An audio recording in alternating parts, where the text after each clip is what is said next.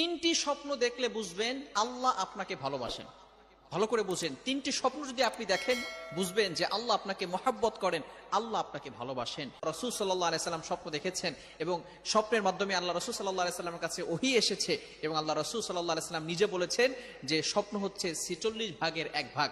এক নম্বর স্বপ্ন হচ্ছে আপনি যদি দেখেন স্বপ্নে আপনি কোরআন পড়তেছেন, ভালো করে বুঝেন, আপনি কোরআন তেলাওয়াত করছেন, তাহলে মনে করবেন যে আল্লাহ পাক রব্বুল আলামিন আপনাকে ভালোবাসেন।